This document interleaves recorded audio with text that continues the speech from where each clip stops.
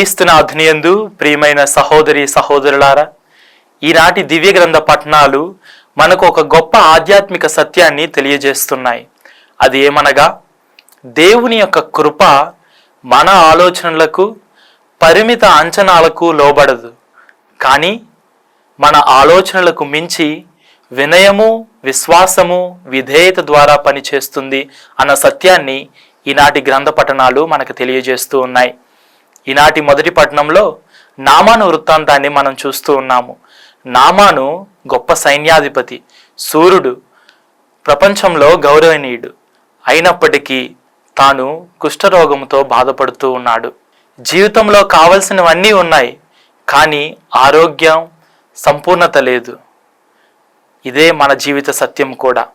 బయటకు పేరు ప్రఖ్యాతలు, సంపద, జ్ఞానం ఉన్నప్పటికీ అంతరంగంలో పాపము, ద్వేషము, కోపము అన్నటువంటి ఆత్మీయ కుష్ఠరోగాలతో మనము బాధపడుతూ ఉంటాము.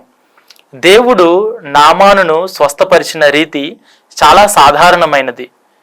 నామాను ప్రవక్త వద్దకు వెళ్ళగా ప్రవక్త యోర్దాను నదిలో 7 సార్లు మునగమని చెప్పారు. మొదట్లో నామాను దీనిని అవమానంగా భావించాడు. ఎందుకంటే ఏదో పెద్ద గొప్ప అద్భుతాన్ని ఆశించి నామాను ప్రవక్త వద్దకు వెళ్ళాడు. అయినప్పటికీ గర్వాన్ని అణిచివేసుకొని ప్రవక్త చెప్పిన రీతిగా యోర్దాను నదిలో 7 సార్లు మునిగాడు.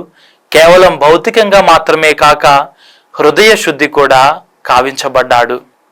సువార్త పట్టణంలో ప్రభుక్రీస్తు ప్రవక్త తన స్వదేశంలో గౌరవింపబడడు అన్న సత్యాన్ని గురించి మనకు తెలియజేస్తూ ఉన్నారు. ఇశ్రాయేలు ప్రజలు దేవుని యొక్క కృప వారికి మాత్రమే పరిమితం అని భావించారు. కానీ దేవుని కృప, దేవుని ప్రేమ సరిహద్దులు లేనివి. అందుకనే ఏలియా ప్రవక్తను విదేశీయురాలైన విధవరాండ్ర దగ్గరకు దేవుడు పంపించాడు. అదేవిధంగా ఈనాటి మొదటి పట్టణంలో మనం చూస్తున్న విధంగా నామాను సిరియా దేశస్థుడు. అయినా సరే సిరియా దేశస్థుడైన నామానును ఎలీషా ప్రవక్త వద్దకు దేవుడు పంపిస్తూ ఉన్నాడు. ఈ సంఘటనలు మనకు ఒక గొప్ప సత్యాన్ని తెలియజేస్తూ ఉన్నాయి. ఆ సత్యం ఏమనగా, దైవ రక్షణ అందరిది. మన జీవితాలను పరిశీలిస్తే దేవుడు అనేక మార్లు చిన్నవారి ద్వారా, సాధారణ పరిస్థితుల ద్వారా మనకు ఏదో ఒక విషయాన్ని తెలియజేయాలి అని అనుకున్నప్పుడల్లా మనము వాటిని చిన్నచూపు చూస్తూ దేవుని యొక్క చిత్తాన్ని అంగీకరించలేకపోతూ ఉన్నాము. నేటి ప్రపంచంలో ద్వేషము, అసూయ, కోపము, పాపము అన్నటువంటి ఆత్మీయ కుష్ఠరోగాలతో అందువలననే మనము బాధపడుతూ ఉన్నాము. అందుకుగాను శ్రీసభ ఈ తపస్సు కాలంలో మనకు ఒక 3 ఆయుధాలనిచ్చి వినయము ద్వారా దేవుని దరికి చేరి మన హృదయాలను పశ్చాత్తాపంతో శుద్ధి కావించుకోమని మనల్ని ఆహ్వానిస్తూ ఉంది.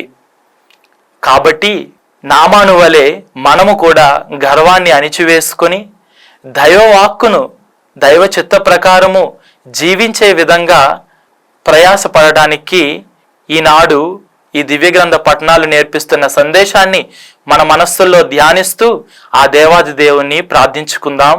ఆమెన్.